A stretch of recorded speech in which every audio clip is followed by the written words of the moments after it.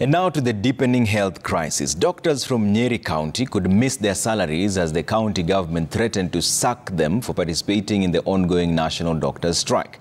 Now, the Nyeri County chief says his doctors have no cause for participating in the strike. This comes as clinical officers who are also on strike asked the Council of Governors to honor the agreement that would see them get their enhanced risk allowance and secure jobs for UHC workers.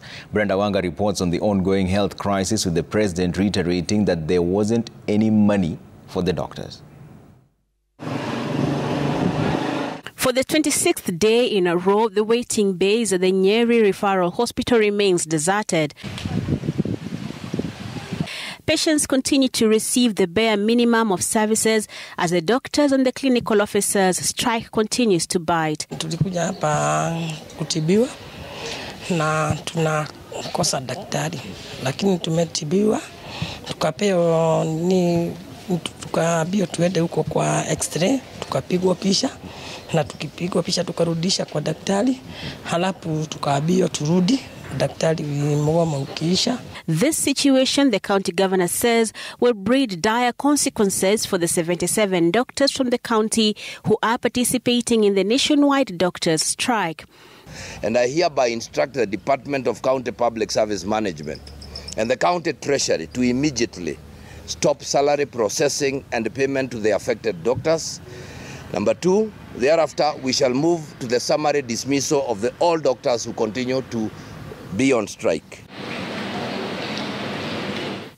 The governor insists that doctors serving in his county have no reason to go on strike, as the county has lived up to its end of the bargain. He further states that the county will be reviewing the CBA agreements with a view of finding an exit for the county. The threats of punishment for doctors in Nyeri comes as the health crisis deepens across the country. Monday marked the 7th day of the clinical officers' strike, and the healthcare workers were out in their numbers, seeking to get the attention of those they say are responsible for handling their issues and, by extension, bringing the strike to an end. Tumefanya kazi miaka mitatu. We were deployed during the pandemic of COVID-19. Tulijitolea kwa roho moja, tukafanya kazi, and we put our life in lines. After contract ilipoisha miaka mitatu, we were expected to be absorbed.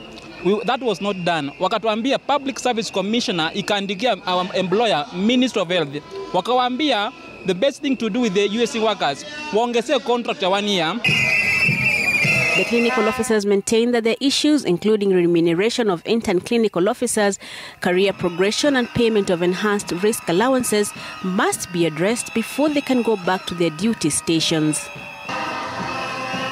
They accuse the Council of Governors for failing to implement the agreement already in place between the union and the national government, and they want the president to intervene. But the Council of Governors, they are only required to agree with the ministry.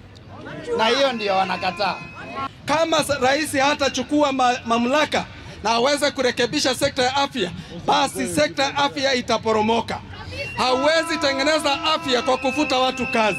Haiwezi tengeneza afya kwa kutokuja kwenye meza. Hawezi tengeneza afya kwa kutoajiri watu katika kandarasi za kudumu.